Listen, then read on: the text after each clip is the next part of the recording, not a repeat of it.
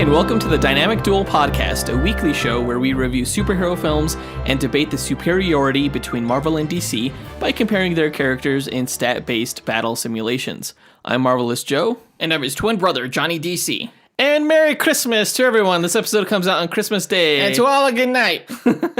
And happy holidays to everyone if you don't celebrate Christmas. In this episode, we will be reviewing the movie Aquaman, which maybe a lot of you will be seeing today on Christmas Day, since it's a big holiday release. And Don't listen to this episode if you haven't seen the film yet. please go see the movie. It is totally worth watching. Right, it will be a spoiler review, so later on this episode, when we actually get down into it, you want to make sure that you've seen the movie before you spoil everything for yourself. Right. If you listen to the review without having seen the film, you're doing yourself possibly the biggest disservice in your entire life. Because it's that good. Maybe.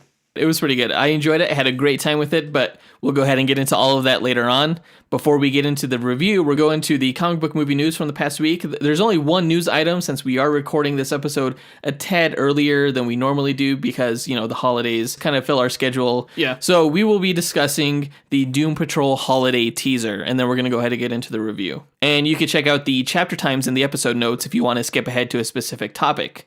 But before that, we want to give a quick shout out to Philip Kraft for leaving us a review on iTunes. It was awesome. DC all the way. Oh, yeah. But we're also up to 55 ratings now, which is a huge increase. Thank you very much for everyone who has given us a rating on iTunes. Just that much closer to 200 ratings, at which point we can become official Rotten Tomatoes critics and have our reviews count toward the official tomato meter. Yeah, we'll have met all of the Rotten Tomatoes criteria to become official critics on their site. I can't wait. I can't wait till that happens. Yeah. If you guys could help us out by rating us on the iTunes and the Apple Podcast platform, that would be fantastic if you have access to that. But we appreciate feedback any way you could give it. Yeah. If you're looking for something to do over this Christmas break, if you have a Christmas break, don't forget that we have redone a lot of the early Duel episodes. Yeah, our first 7 Duel episodes are brand new. Right, yeah, definitely go check those out and make sure you look at the episode description so you know at which point in that episode the new content starts. And with that all out of the way, quick to the No Prize. So a No Prize is an award that Marvel used to give out up until the 90s to fans who spotted continuity errors or typos. Our version, the Dynamic Duel No Prize, is a digital award that we post on social media that I personally draw for those who we feel gave the best answer to our question of the week. Last week's question was, do you think Disney will continue on with Deadpool as a rated R franchise, or will they switch to PG-13? Or whatever the equivalent is in whatever country you're listening from. Do you think that they'll continue the franchise at all? Yeah, we got a handful of answers. We're not going to be able to list probably all the answers that we received at the time of this recording, because again, we are recording this a few days early than what we normally do. But we want to give a shout out to Ken Johnson. He gets honorable mention for his answer, which was that he doubts there will be more R-rated films.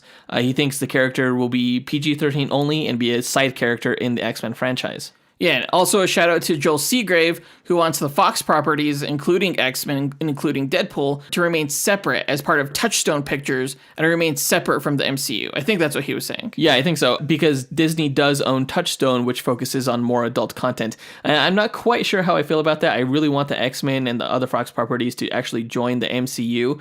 But he does have a good point in that if you needed to do more adult content with, say, Blade or something like that, yeah, you could perhaps still keep it MCU adjacent, but have it done under the Touchstone Pictures banner, in case Marvel Studios is too saturated with content, or perhaps just too, family friendly to release more adult content. Too prudish. Yeah, definitely an interesting idea.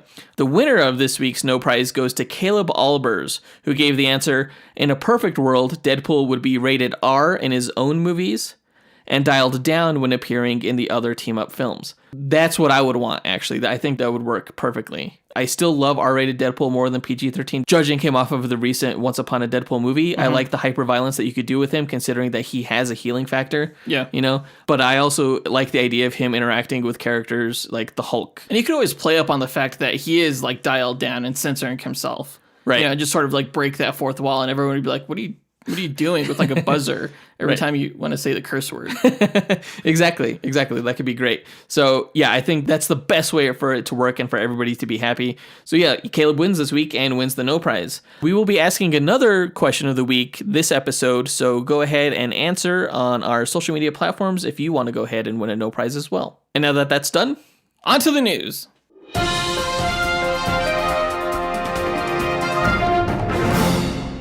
So in something akin to like a holiday greeting card, the DC Universe platform has released a teaser for the Doom Patrol television series, which I'm thinking they're releasing now because the last episode of Titans has been released today, and I haven't seen it yet. And I'm trying to avoid all the spoilers I can. Like, I'll probably like announce my thoughts on the series overall in our next episode. But, you know, until then, we have this. Right.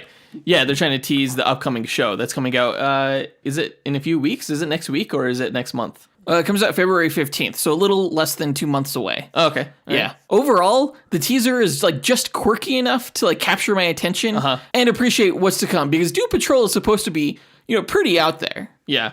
Yeah, well, it's our first look at all of the characters voiced by their respective actors, everything like that. It's brief, but it's interesting. Yeah, we didn't see Crazy Jane in the Titan show. We didn't see Cyborg in the show, but I think Matthew Bomer did the voice of Negative Man in Titans. Really? And Brendan Fraser did the voice of Robot Man for that show. Oh, really? Yeah, okay. Yeah. Niles Coulter was a different actor, but, you know, we don't see Niles Coulter in this teaser. Yeah. So we pass by each one of the characters, and they each like have their own like little internal monologue, just a quick snippet. Crazy Jane, hers is like, oh, photo, which is kind of lame, you know. And then I hate photos, yeah. Yeah, and then Elastigirl, you know, she's a former actress and former model, so she's very like use the light and stand up straight and stuff like that. Cyborg, this is our first look at Cyborg, in addition to Crazy Jane. Yeah, it's a little weird to see him here, I think. Yeah. I don't consider him a Doom Patrol character. No, I don't either. I mean, he's supposed to be a really big DC character now, or at least, you know, they've sort of established him as one. He was in the Justice League movie. He's part of like the DC opening cinematic for the DC films. Yeah. He's supposed to be, you know, this really popular character, and it looks like they went super, super low budget with this. It's obviously a mask. It's not like a metal skin graft or anything like that. It's just something you put over his skin. Yeah, it's not perfectly fit. You could see like little gaps. And that really, really bugs me. Like, it doesn't even look like his eye is placed in the correct location. I don't know. I'm not liking the look at all. But really. He was like, the right side is my good side. Yeah. Negative Man looks good. So does... I still think Robot Man looks good. I know you don't really care for his look. He kind of reminds me of the Thing from the first Fantastic Four movie. It's kind of spongy. A little bit spongy, yeah. Not quite metallic. It was interesting to hear Brendan Fraser's voice, though. I have to ask you, though, if you have Robot Man on the team, or if you have Cyborg on the team, why do you need Robot Man? Because they're pretty much the same archetype. Exactly. Like Robot Man is a machine with some human parts inside. Yeah. Cyborg is a man with some robot parts. They're the same archetype. They're almost the same character. They're the Frankenstein archetype, right? I guess. And I guess you could say that about quite a few of these characters. But no, I agree. I really, really hope Cyborg eventually makes his way to Titans, because I feel like that's where he belongs. Right. And just let the Doom Patrol, you know, be the other four members. And, you know, you could always introduce more characters into the Doom Patrol. There's been a ton of them. Right. So. The music was interesting. Yeah, it gave off a really quirky vibe, which I hope really fits the tone of the show. Yeah, I think it's going to be a comedy. I think they're marketing it as a comedy, like a dark comedy. That would be great, I think. That would be fantastic. I'm looking forward to it for sure. This month and a half is just going to fly by. And, you know, once I see the first episode, I'll make sure to give my first impressions on the podcast. Yeah, DC has a lot of great stuff coming down the pipeline. And that brings us to our question of the week. So I can't believe we haven't asked this question before, but what DC property do you hope is made into a live-action television series for the DC Universe platform? Right, so not Titans or Doom Patrol or Stargirl and the JSA, but any other live-action property. Go ahead and post your answer to our Instagram, Twitter, Facebook, or email us at dynamicduelpodcast@gmail.com. We'll pick our favorite answer and draw that person a Dynamic Duel No Prize that we'll post to social media. And I think that does it for the news. Again, there was only one news item since we're doing this episode early. Yeah, I hope some big news doesn't drop over the weekend or something like that, because we will be screwed. But if anything does, we'll be talking about it in our next episode. With all that out of the way, though, let's go ahead and get into our review of the Aquaman movie. All right.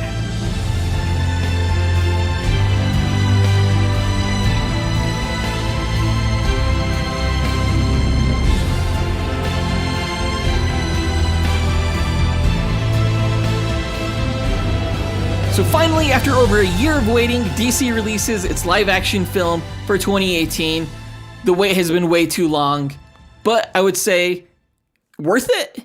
Yeah, definitely. I thought this was a really fun movie. As we mentioned before, if you haven't seen the film yet, don't listen to this review because it will be a spoiler-heavy review. And it's absolutely worth seeing. This is your last chance to hit the escape pod button, so do it now. I think this movie has a whole lot going for it. In terms of like scale and scope, I think it was on par with the first Avatar film. And in terms of tone and enjoyment, like I enjoyed it as much as I enjoy like Thor Ragnarok. So this is, to me, feels like a very Marvel film. Oh yeah, absolutely. You can't like Marvel films and not like this film. You would be a hypocrite.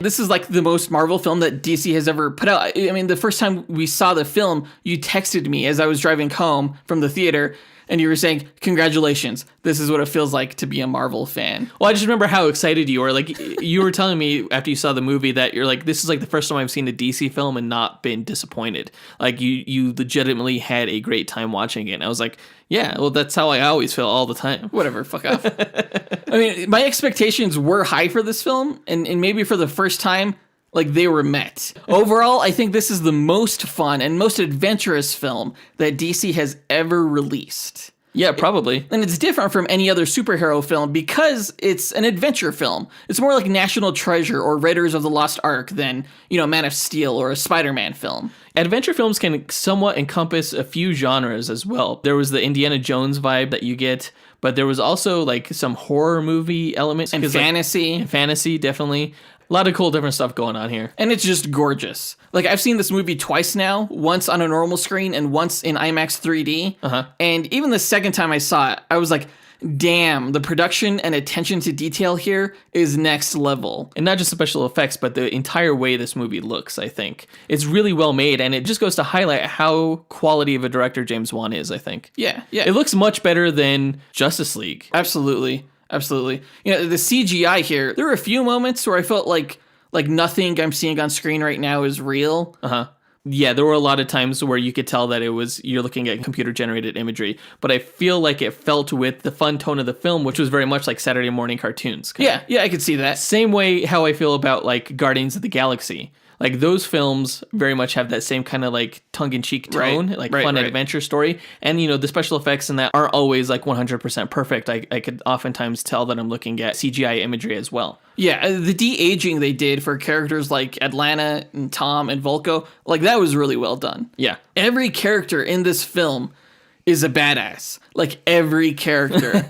Try and make Aquaman a punchline now after this movie. Like, go ahead and try.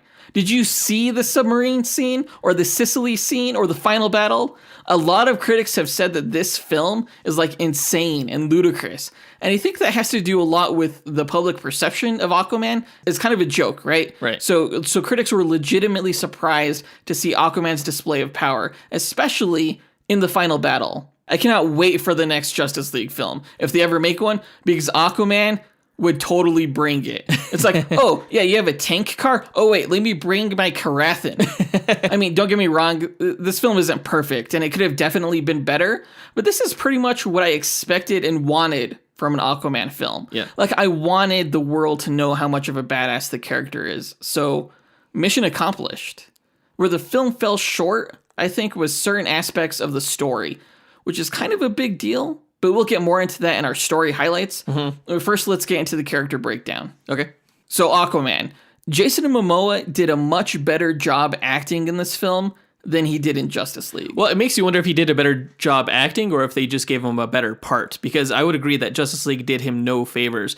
He was very much a side character in that film, and he barely stood out, honestly. In this film, though, he had so much more charisma and so many just great moments that it makes you wonder, like, what were they thinking on the Justice League film, not utilizing more of that talent? I think Zack Snyder and a few other people kind of recognized that he could be that charismatic and that he would be good for this role. Yeah. But I also think there were a lot of people who didn't think he could pull it off, leading a film. And I don't know if it's because he's too much of a pretty boy or because his personality is pretty aggressive and can be off-putting. But there were several moments in this film where he's just solemn and subdued and not putting on a performance. Right. But he's just like acting. And he does come across as like very wise and almost regal. Like when he was listening to Mara on the airplane explain how she can never go back to Atlantis, you could see the weight of his understanding and how it affected him. No, I would say that Momoa has some solid acting chops, and I wouldn't have always believed it. I never saw Game of Thrones, so I wasn't sure how his performance was in there. I've heard it's pretty good. But in scenes in this movie where he's talking to Orm, and he tells him, he's like, for the longest time, I wanted nothing more than to just meet you. Yeah. But he also, he can accentuate that with perfect comedic timing when he follows that up with, if only I'd known how much of a dick you turn out to be. Yeah, that was a great line. That scene, and also when he was speaking with the Karathan, I think that Jason Momoa, like the character of Aquaman, had a lot to prove with this film. Yeah. That he's a leading man, that he's big league material, and I think, they totally delivered again. Not only can Jason Momoa act, but the guy can do action. The guy is formidable. And he definitely knows how to strike a pose. He reminds me a lot of Wesley Snipes in that way, in that he does a lot of posing, and he can pull it off in ways that it looks like it came right off the page. Oh, yeah. Like the way he can handle weapons on like a sword and a trident and things like that is pretty damn impressive to watch. His trident skills are next level. It's like, I want to be that good with a trident, right? His arc was pretty good, going from like this rough kind of loner kind of character into a guy who I found believable as a king of an entire populace. I think his whole arc was about acceptance, like accepting yourself, accepting your past, accepting others, and accepting responsibility. Like Arthur had to do all of that in this film. And I think he emerged from his adventure a somewhat more mature person. Yeah, I agree. Definitely, someone who could potentially be a ruler, a king, someone who understands the weight of that at least. Right. Yeah, in the end, all of my trepidations that I ever had about Jason Momoa's casting were just completely thrown aside in this movie, because in the end, not only did we get a great Aquaman, we got an interesting Aquaman, like one that is probably more interesting than any other actor that could have been cast in this role. Yeah, honestly, I think the best thing that may ever happen to the character of Aquaman is Jason Momoa. Yeah, I think they're definitely going to alter his character in the comics to more reflect this personality type, which I think is all the better because, Aquaman is kind of bland as far as personality goes in the comics. Yeah, that's probably fair. I think if they do steer a more Momoa route, I think he deserves it. It adds an interesting dynamic to the Justice League cast of characters, because you don't really have that type of character on the team. Right. Moving on to Mara, I don't know if the same could be said about Amber Heard. I mean, her being a lead actress. I mean, don't get me wrong, like her chemistry with Momoa was definitely solid. And in fact, I'd say that almost every scene between the two where they were just like riffing dialogue and she wasn't like expositing or world building, she did a great job in. When she had to explain important story elements, like how if Orm became Ocean Master, he would wield a power unlike anything the world has ever seen. I don't know if she quite delivered that well. She struggled. But honestly, so did everyone else. With the exposition? Yeah. I mean, the world they created here was pretty fantastical and right up to the point of being like ludicrous or even comical. And she was pretty hit or miss on the comedy too. Yeah, I found her character to be a little bit kind of boring, actually, in the beginning. A little kind of uninteresting. But as the movie progressed, she kind of grew on me as a character as she started like discovering all the different quirks of the surface world. And you start learning more about her and how she's like betrothed to Orm and she has her own underwater spaceship and just like these interesting things. She started to slowly develop as a character to the point where I won't say that she was like a fully developed, interesting character at the end. I will say that I actually liked her by the end of the movie. She was definitely not your typical romantic lead in a superhero film. She was no damsel in distress. Oh, definitely not. She was more powerful than Aquaman. She was probably more powerful than anybody. She kicked the shit out of Orm. Yeah, that was hilarious. I was like, oh, dang, why isn't she the ruler? Yeah, just make her king. And I think they did a good job of showcasing her abilities for sure. Oh, yeah, it looked really cool. I do think Amber Heard as an actress may have more of a future in comedy and action than in any kind of like highbrow drama. But you just said that she didn't have good comedic timing, though. Well, I mean, like when she tries to be regal, it doesn't work. Like at the end, like when Arthur defeated Orm and she's shouting to the Atlanteans how Arthur is the new king. Today started in bloodshed, but it shall end in joy. For this is your new king. No one in this film did that well. No. I mean, like, it didn't have the same weight as, say, Connie Nielsen at the end of Gladiator with that big speech at the end. What she gave to the crowd, yeah. Yeah, you know, Amber Heard can kick some ass, but she just doesn't have, like, a commanding voice. I got the same vibes in Justice League when she was like, you dare speak of Queen Atlanta that way. Like, I just didn't buy it. Well, at least she didn't go with the accent in this film. That's true. That's true. So on to Orm. I think Patrick Wilson did the best acting job in the film, but I also think his character was one of the most poorly written. No. Like, his motives were there and understandable after, you know, you see all the trash collected on the beaches, but there was a lot I didn't get about the character. Like, why did he have to gain the title of Ocean Master? And why did he wait so long to reveal that he knew of Volko's betrayal? And, like, why is he such an asshole? Well, he had to get the title of Ocean Master in order to officially declare war and get the support of the kingdoms that he would need. I don't think he needed those kingdoms. Well, to wage a war against a service world, he probably needed that firepower. I do not think that he was a great actor in this movie. Matter of fact, I think he was probably one of the worst actors in this film. And I don't say that lightly. I have a huge respect for Patrick Wilson. I like a lot of the stuff that he's been in, and I do think he's a great actor. But I think this was his worst performance that he's ever given. As a matter of fact, I think, surprisingly, Jason Momoa acted circles around him. And it may have less to do with his actual acting ability and more to do with the material he was given. And it's possible that actually no one would have been able to deliver Orm's lines well. But I was surprised at how much I cringed at Patrick Wilson's Orm. I think I thought that the first time I saw the film. I thought it more the second time I saw it. Really? Like the way he'd deliver lines like, Atlantis! Okay, there were too many times where he was just like, ah! You know? And it's like, what are you doing? You're not saying anything. Just don't do that. But I mean, I totally bought that he was conniving royalty, like totally Game of Thrones.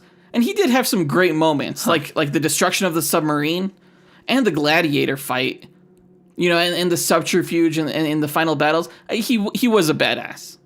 Moving on to Black Manta, holy crap, he was awesome. He didn't play too heavily into the plot. He was mostly just used for a couple of action beats and a sequel setup, but I'm still glad they introduced him here.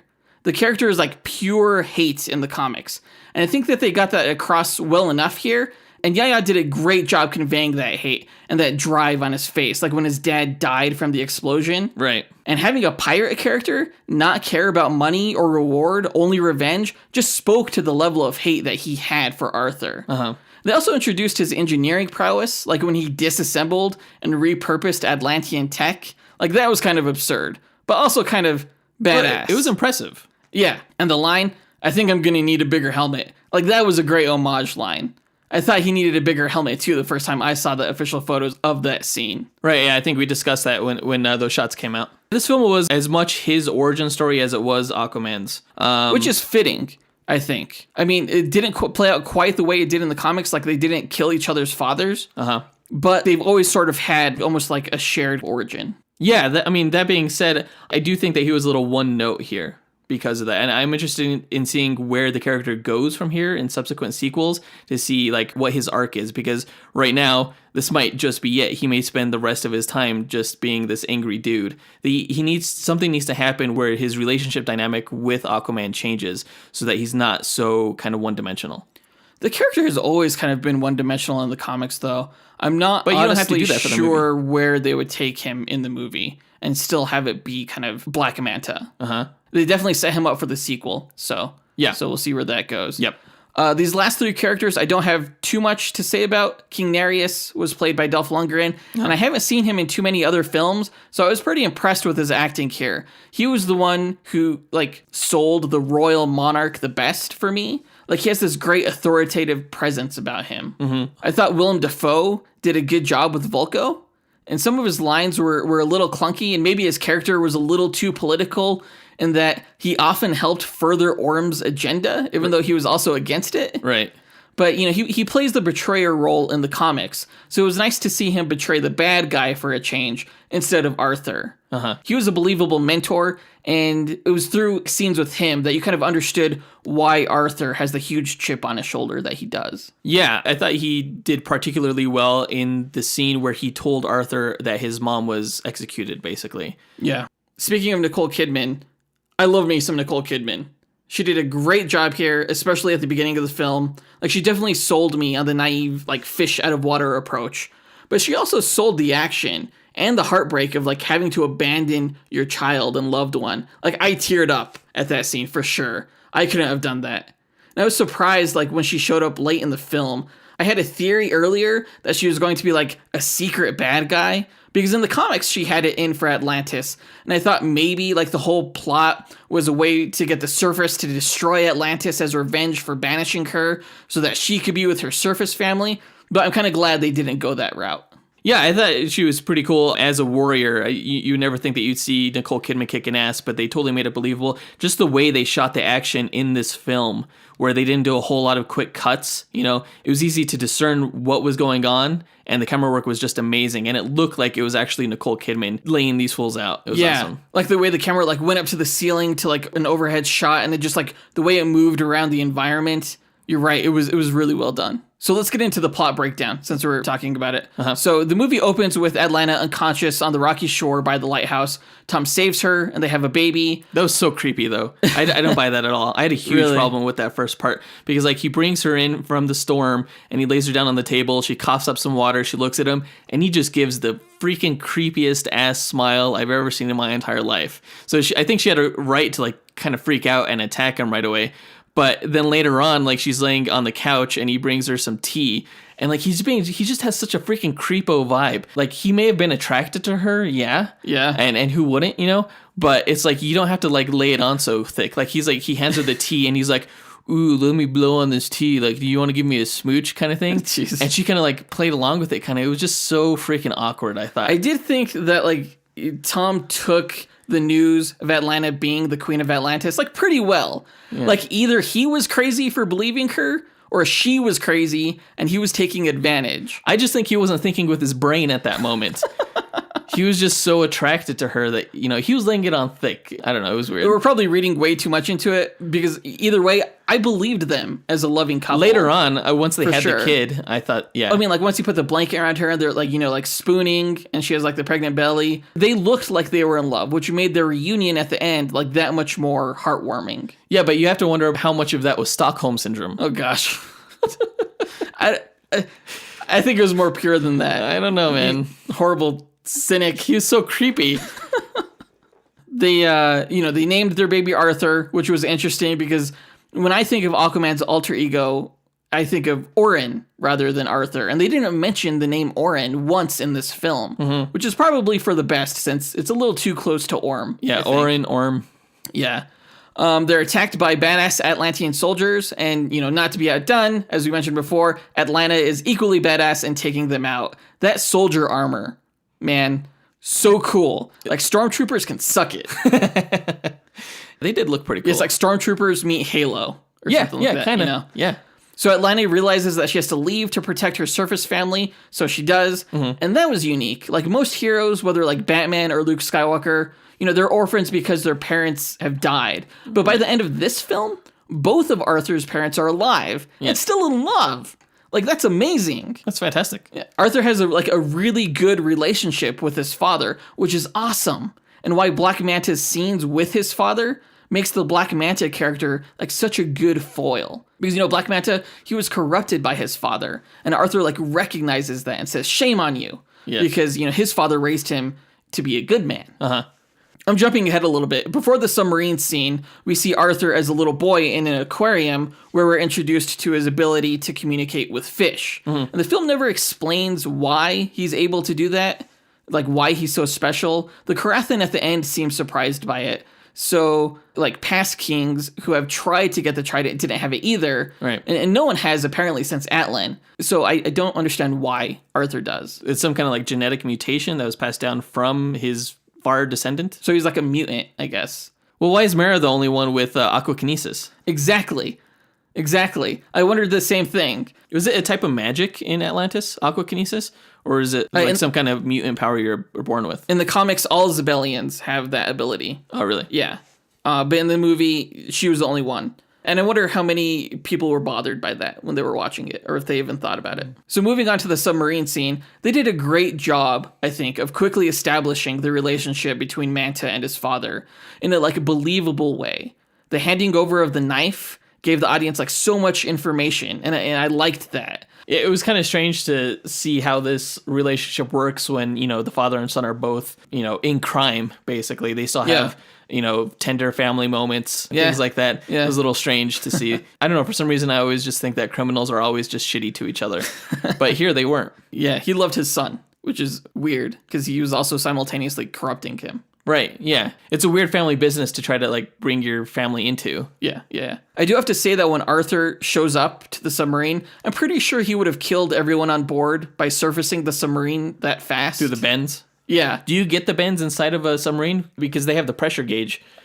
I don't know. I think we mentioned this in one of our trailer reviews. I'm not sure. I think something would happen, like an eardrum would explode or something like that. It was just way too fast. I think it's fine if you're in a submarine. I think if you're scuba diving, it's a problem. Oh, okay. Well, that makes me feel better. Because in the submarine, you're breathing in the pressurized air that's in the tube. But with those pressure tanks, when you're scuba diving, it's a different story, I think. I could be completely wrong on that. I don't know.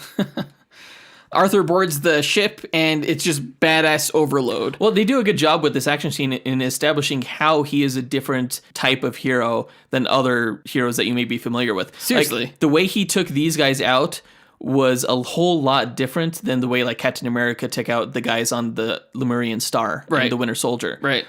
Captain America is a very efficient, direct fighter, whereas Aquaman, he gets a little bit more creative and he attacks guys with a little bit more attitude. Well, he describes himself later on in the film as, a blunt instrument. Yeah. And, in this scene, he's just slamming fools, into ceilings and through doorways. Yeah, he'd put the guy on his shoulders and just ran through that doorway and just, let the guy run into it. I don't see any other hero doing that. No. Both times I saw that in theaters, the theater was just oh! Yeah, it was kind of like a professional wrestling type attack style. Yeah. To add to the attitude, they even do, some choppy slow motion as Arthur emerges from, some steam with, an 80s musical riff. Right, yeah, and at first it was kind of cheesy until you kind of got used to it, I guess. You kind of understood, this is how the character is. He is kind of like a bombastic, almost kind of theatrical type hero. Yeah, you could say that.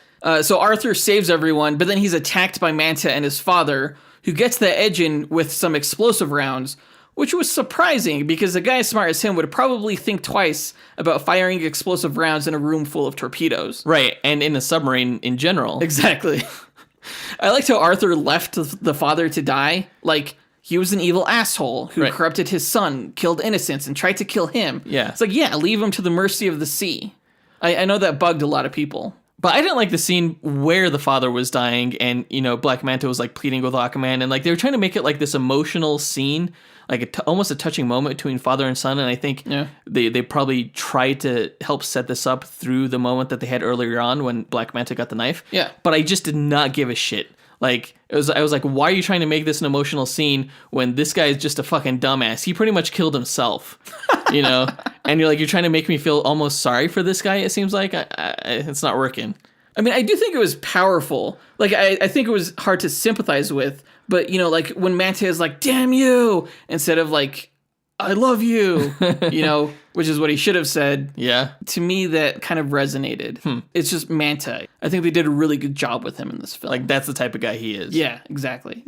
So it turns out that Manta needed the submarine to stage a surface attack on an underwater meeting between King Orm of Atlantis and King Nereus of Zebul. Yeah, but he found another submarine. Where did he get that from, I wonder? Or don't worry, it happened off screen. Okay. So Orm wanted to unite the Atlantean kingdoms to attack the surface, but Nereus is skeptical initially until the submarine attack, which was planned by Orm, which was pretty sneaky, I thought. Nereus agrees to send the surface a message, which comes in the form of a tidal wave that passes across the planet right after Mera warns Arthur about Orm's plan. Now, this scene was both horrifying and confusing. The film sets up tremendous stakes with the tidal wave. It was insane. I've had nightmares about stuff like that. But it never gets a resolution. We never get the world's reaction or response to anything that goes on in this movie. So it's hard to feel like it resonated with the world in any meaningful way. Yeah, well, I mean, we get some news reports where they're talking about what happened, but they're not talking about any type of response. Exactly. The next time Aquaman meets up with the Justice League, they'll be like, so what have you been up to? Oh, you were involved in the tidal wave thing? I was wondering why that happened. Never looked into it. Well, I think the way they tried to pass it off was that the world maybe thought this was a natural disaster. Yeah. And Stephen Shin was the only one saying that this was an attack by Atlantis, and nobody was believing him. Yeah. I think that was a good introduction for the character of Stephen Shin. That tidal wave scene, though, was pretty cool, though. Like, when it crashed onto their truck, and it, like, knocked him out, and Aquaman was like trying to navigate the current and all the debris and everything while searching for his father. That was pretty damn interesting, I think. It looked kind of horrifying. It was insane. Like, how would you ever survive a tidal wave? Right. You wouldn't. Only Aquaman would. And Mera if she's helping you out. But I do have to say, if Orm is powerful enough to create massive tidal waves around the world, like, why does he need the Ocean Master title? He can already command the sea. Right. Which is like, yeah, how did he do that? Exactly. Having command of the sea is like not a power that Arthur has until the end of the film when he gets Atlan's trident. Right. Like, was it the Zebellians who moved the waves? Or was Mera the only Zebellian who could, like, move water? It's never explained. That is really true. Yeah. If he could create massive tidal waves, why does he need the Ocean Master title? I had that problem throughout the rest of the film. Like, why is he fighting any of the other Atlantean kingdoms when he could already do something so powerful just with Zebul? If he even needed Zebul. Right. Well, maybe it's because he feared retaliation by the other kingdoms for acting out of line, basically, and attacking the surface world. But Perhaps. Did he face any retaliation for sending that message in the first place? No. Exactly. So just keep doing that, a few dozen more times, and there you go. You win. Yeah. So Mera uses her power to save Tom from the tidal wave, which was really cool. Yeah, I really liked how she kind of performed CPR on him, not by, like chest compressions or anything, but she drew the water out of his lungs with her aquakinesis. Yeah. I love seeing like these like non-violent uses of powers, like these more practical uses of superpowers. Yeah. Every time Mera displays her power in this film, it's cool. It's such a cool, like, cinematic ability. Yeah, and we've seen plenty of pyrokinesis and everything, Pyro in X2, he was always awesome and things like that, but this is the first time we've ever seen, I think, hydrokinesis, and it's just as impressive. Well, there was the Airbender film, but I never saw that. We don't talk about that. We learned Manta and Orm are working together before Mera takes Arthur to Atlantis, and we get some flashbacks to Vulko training Arthur. Arthur meets Vulko in an Atlantean hideaway, and Vulko and Mera explain Atlantis' history, which, like, that was a cool scene. There were flying spaceships and motorized vehicles, and the scene where Atlantis sinks, like, kind of broke my mind. Like, we just see this, like, stationary city, and then we see this crosscut of the water's surface, like, move from the bottom to the top of the screen. And it was a really cool effect in 3D. Like, really cool. Well, it was interesting. So, basically, they rationalized their ability to breathe underwater through the technology that they had developed at the time, that, like, the energy technology. Yeah. The technology in this felt very...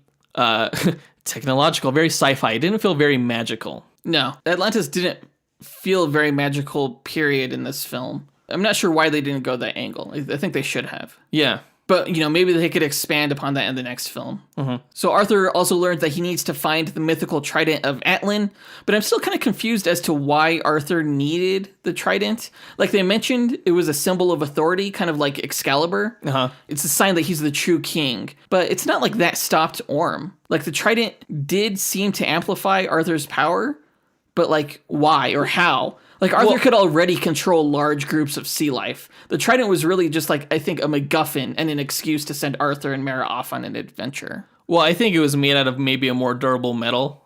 Poseidon steel.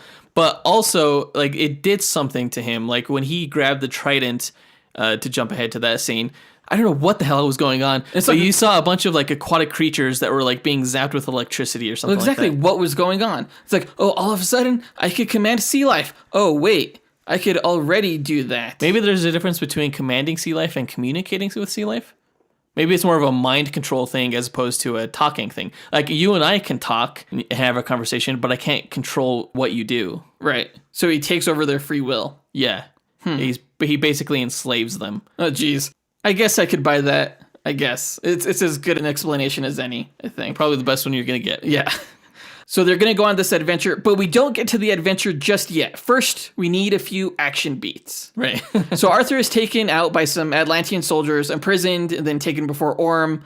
Arthur threatens him and invokes a challenge of the kings. I did enjoy that scene. You did? Yeah, in the throne room, in the Atlantean throne room. The throne room looked pretty cool. Where Orm and Arthur meet for the first time. Yeah. I thought the dynamic between the two was pretty well done. And also, I actually think that Momoa gave a pretty damn good performance here. And I think it served to highlight the difference between their acting styles and actually their acting ability within this film. Because I thought that during this scene, Patrick Wilson was actually kind of bland and a little bit melodramatic, whereas Jason Momoa felt like very real. I agree. He was definitely, he was relatable throughout this whole film, I thought. Yeah. Like, Jason Momoa as Aquaman is probably the most relatable DC hero we've had in a film yet. So after this, we get the gladiatorial fight in the Ring of Fire in the volcano area. There's some good emotional beats here, as we learned that, as you mentioned before, both Arthur and Orm blame Arthur for their mother's supposed death. Yeah. We also learned that Mara is betrothed to Orm, which, like, visibly hurts Arthur's heart just a little bit. Yeah, they did a good job of kind of like communicating that with a glance. Yeah. What did you think of the Ring of Fire fight? I thought it was pretty well done. It's really cool to see how two guys would fight with tridents in kind of like the zero gravity environment. Yeah. I thought Aquaman actually was doing a pretty damn good job fighting against Orm, like when he almost kicked him into the lava and everything like that. But in the end, yeah, Orm did get the better of him, mainly because he had a better trident. Right.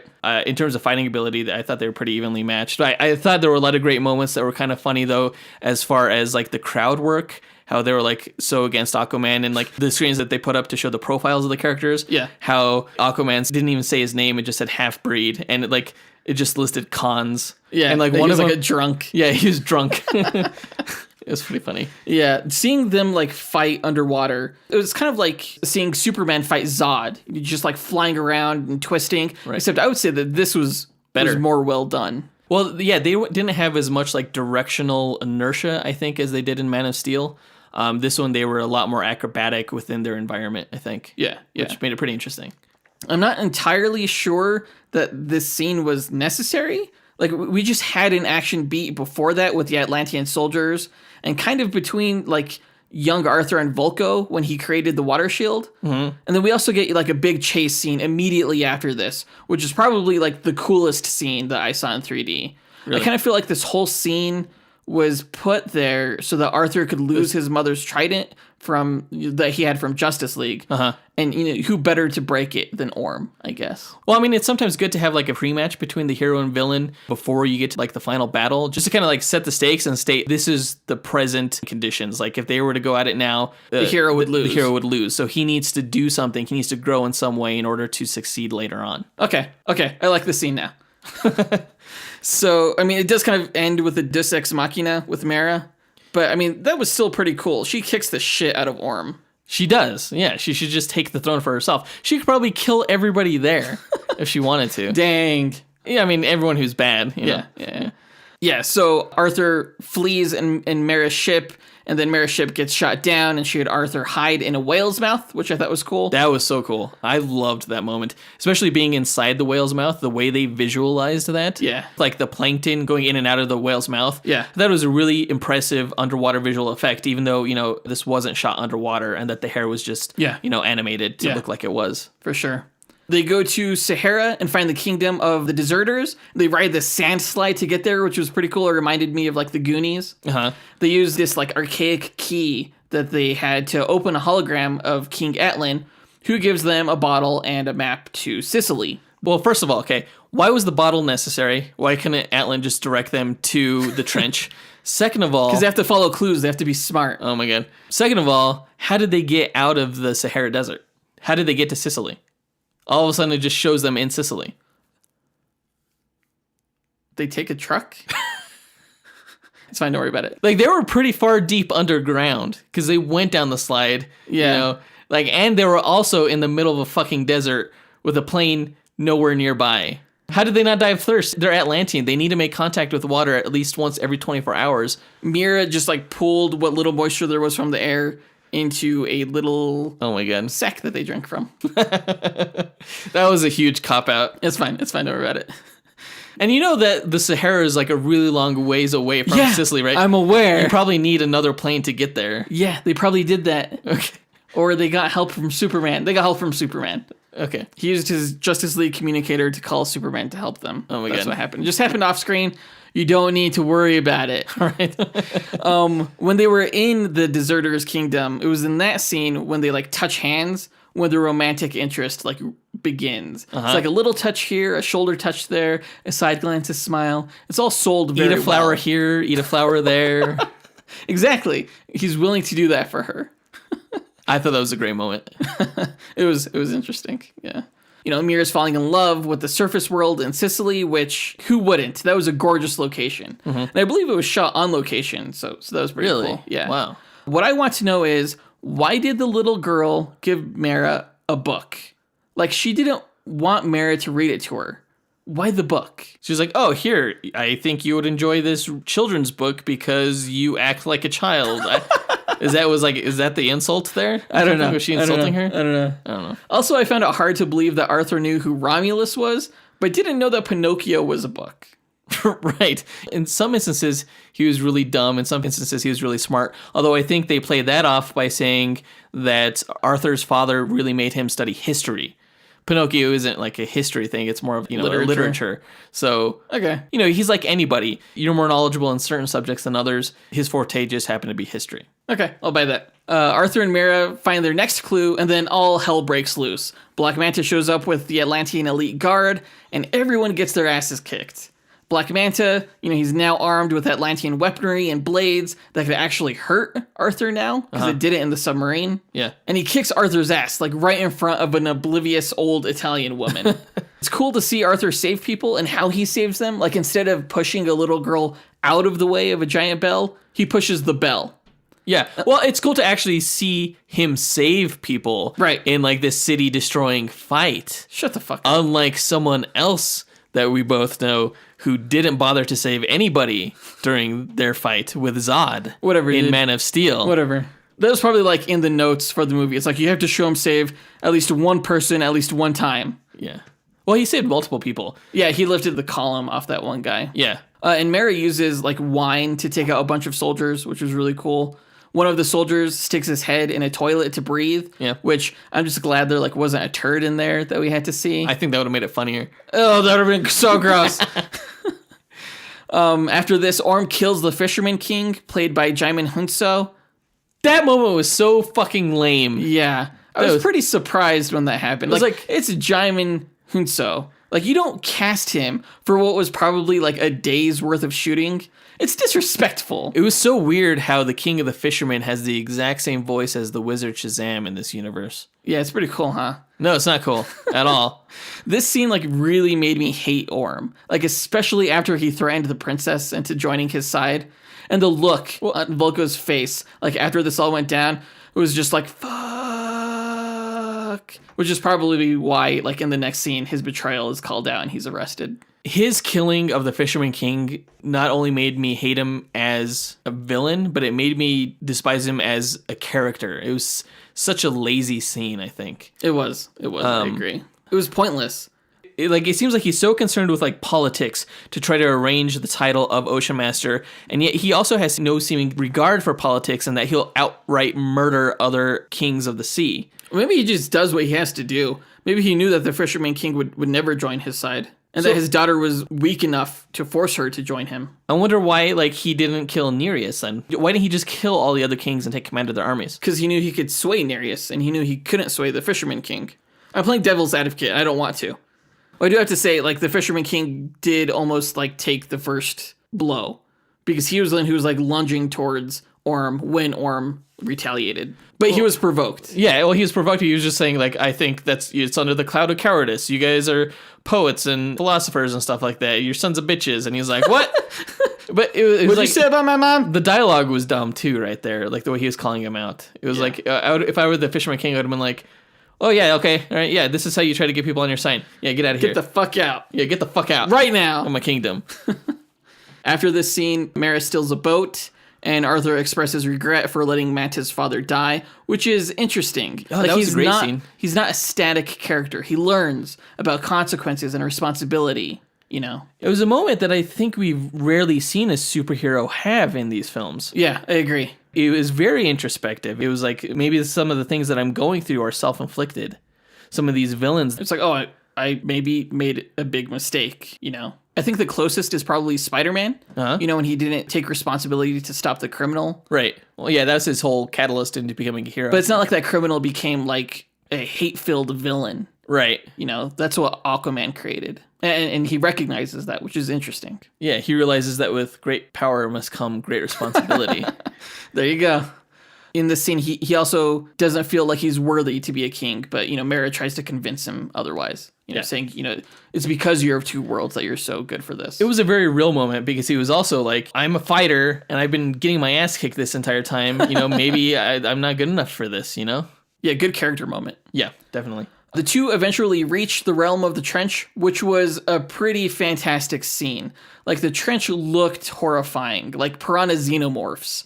And there were so many of them. It was like a scary scene, you know, despite the trench not actually getting a scratch or a bite on Arthur or Mera. And I kind of wished they would have. Yeah. If only to, like, up the stakes of the scene. Like, these things can really kill you. And there's a billion of them. Right. As I mentioned in one of our trailer reviews, like that scene of Arthur and Mera diving through the water with the red flare and the trench just swarming them, is so gorgeous. Like that cinematography. There were some well-composed shots here, I think. For sure. Like the part where he has to light the second flare and they discover the doors to the kingdom of the trench and they go in and it even says at the bottom, the kingdom of the trench or whatever. Yeah. Just these like little small moments that are so fantasy-based. It almost feels like a Lord of the Rings moment, kind of. It feels very epic. Yeah, for sure. Scale. They reach the portal to the hidden sea, and it's like this swirling vortex of water and lightning, and Mera's like, that'll rip us to shreds. And Arthur's like, we don't have a choice. Oh, what is he talking about? He's I don't know.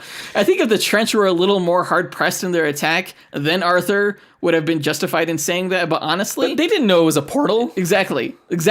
Like, they could have taken a moment to explain what the heck that portal was, or how they knew it was a portal. Right. They're like, oh, let's just go into this really dangerous fucking looking thing. The portal takes them to the hidden sea at the Earth's core, which was actually pretty impressive. Like, there were dinosaurs and these glowing crystals that gave off light. I didn't expect the film to take us, like, that far, but it did, and it was really cool. Yeah, it was like a journey to the center of the Earth type moment. Yeah. Arthur and Mera meet Atlanta again, and she's alive. And it's a great moment. Mm-hmm. And she guides him to his final challenge, where he faces the Karathan, who was voiced by Julie Andrews, and she did a fantastic job. She was so menacing. I loved this moment in the movie, honestly. When she was like, of all the people that have come across to grab this trident, you're the most unworthy. Some half-breed like you. A mongrel. Yeah, a mongrel. And she like kicks the shit out of him. Yeah. And Arthur, he took it. He was so humble. I mean, I guess he was also like, well, fuck you. Yeah. But, you know, the Karathan lets Arthur take the trident. Why couldn't Atlanta grab the trident? Is it because she couldn't communicate with sea life, or was it because she didn't have the proper genitalia? That's a good question. Sexist?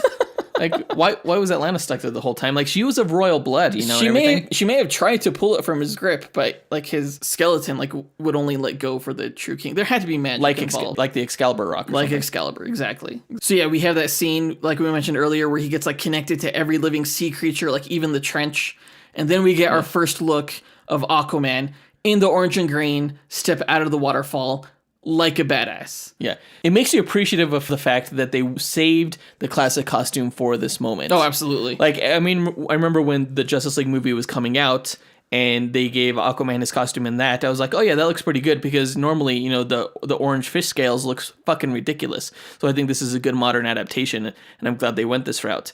But then you see it. Then you see this movie, and then you realize that he wasn't quite Aquaman yet at that point in Justice League. Like, he was called Aquaman, but he wasn't the Aquaman. And he wasn't the Aquaman until he stepped out of that waterfall. And it was so cool. So cool. We cut to the ocean. Like, ultimately, I had no idea who I was rooting for, or frankly, why Orm was even bothering attacking the brine. I wish they had gotten into, like, a little more trouble of introducing the brine. Like, I think it would have been cool if all the surviving kingdoms' kings would have met at Orm and Nereus's initial meeting. And then denied him? Yeah. Right. Like, I doubt the brine were going to side with the humans in the Atlantean surface war. Right. Exactly. If they did, we would have been like, ew, thanks, but no thanks. I don't like crabs. Yeah, exactly, yeah. That battle looked amazing, though. Like, Star Wars met Lord of the Rings. And, like, what other superhero movie are you going to see something like that? Namor the Submariner. Nope. Probably not. Not anymore. You can't do it now. Oh, you can. We can. And then, like, just when you're like, stop, I can't take any more cool, Aquaman tears through the ocean floor, riding the Karathan with the entire ocean swarming around him. And I was like, too much. I could just die right now. Please, someone kill me. It was actually, honestly, it was a very, very cool moment when he was standing on top of the Karathan. Heck yeah, it was. And, riding up with the armor, with the trident. It was an iconic moment. It was Aquaman. Yeah, and when I saw that, I was like, that is so effing Aquaman. And seeing the Karathan, like, tear down all those other Atlantean ships and things like that. And just... It was so huge. The thing was so massive. It was like you were watching a Godzilla movie for a moment. Oh, yeah, for sure. And they kind of, like, ramped it up from there, where all of a sudden you see Aquaman commanding the, the opposing armies, like, shark vessels and things like that. And also the trench. Yeah. As a weapon. Yeah, it was so chaotic and just so awesome. It was this moment that really established Aquaman as a true powerful character, as, not just someone who throws starfish at people from the ocean while, people are getting beat up on the beach. Right. Did you ever see that moment from Family Guy? Yeah, fuck Family Guy. Like, this is not that same character. This is like, you realize how potent a power it is to have command of the sea. It is extremely potent. It is a very powerful power. And I think a lot of characters, like even Superman, would have trouble winning in a fight against Arthur underwater if the battle took place underwater. Yeah. Who could? It would be impossible. There's no way. It does get a little Snyder here in this scene for a moment when characters are like, he's the one true king, and like the king has risen. But maybe that's an apt comparison, since Arthur like had just gone to like the depths of hell and obtained like humanity's salvation, and then like literally rose from the depths. Are you talking about like a Jesus metaphor? Yeah, like Jason Momoa kind of looks like Jesus too with the beard, but that's kind of where the comparisons end. They kind of changed his hair up a little bit once he got the trident. He became a little bit more blonde or something, or his hair became a little bit less dirty or something, like they cleaned it or something. Did you notice that? They put some conditioner in there. Yeah, they put some conditioner in his hair. I didn't notice that. I didn't notice it at all. It was like less clumpy, and someone ran like a straight iron or like a comb through it. They did. I just thought the trident doubled as a comb. Oh, there you go. Exactly. So there's a kiss that happens during this scene between Mera and Aquaman that was effing magical. Like, hands down, the best on-screen kiss in a superhero film. Well, she like lifted her leg on him and everything like that. Yeah. Got a little provocative there, huh? Yeah, it did. It looked like, I thought he was gonna grab her ass, but he like just went just a little bit higher than that. He's a gentleman. The war dies down, and Orm and Aquaman go mano-a-mano on top of an upturned Atlantean ship. Where did the Atlantean ship come from? Like, well, I knew it was an Atlantean ship, obviously, because it had to be. It feels like the ship came out of nowhere. Like, all of a sudden they were fighting on this platform, and I had to figure it out for a second. Like, what the heck is this thing? Well, some of the ships were destroyed, and you know, like some of them would float up, some of them would float down. They didn't show that, though. Shut up. When they're on the ship, Aquaman goes into like Super Saiyan mode, and he twirls his trident so fast that it spins like without him even holding it. Yeah, that was crazy. Yeah, and like it breaks Orm's trident. Yeah, which was like a cool callback to the earlier fight. Yeah, and Arthur refuses to kill another enemy, which was cool. Atlanta emerges, and Orm is arrested, and all the kingdoms declare that Arthur is the new king of Atlantis. I think that Orm is going to kill Atlanta in the next movie. I would not be surprised. The way they interacted, she came up and she was like, stop fighting or whatever. And Orm was like, you side with him? And she's like, I do. The look on his face, I think in that moment, there was like something that was planted inside of him. And I think this is not the last that we've seen of Orm. I think he's definitely going to be a recurring villain, and one that probably takes out a lot of the characters that Arthur loves. You know what they should do? Orm should hire Black Manta to take out Atlanta, but Manta accidentally takes out Tom. Oh, Aquaman's father? Yeah. Okay. And then you have like Atlanta, who has like nothing left to live for and nothing left to lose, sacrifice herself like in the end fight of the sequel. Maybe. And then Aquaman's an orphan like he should be. Maybe. At the end of this film, Atlanta returns to Tom, and Arthur rules over Atlantis as the Aquaman. It was a great moment. It almost reminded me of the moment at the end of the first Spider-Man movie, Sam Raimi Spider-Man, where you just have like a cool superhero moment where you see him swinging through the city on his web and everything like that. And it's just really well blocked, really dynamic camera work. This is almost the exact same thing, except instead of swinging through the city, he's swimming through Atlantis and the ocean. And he goes by like that huge like sun disc kind of thing.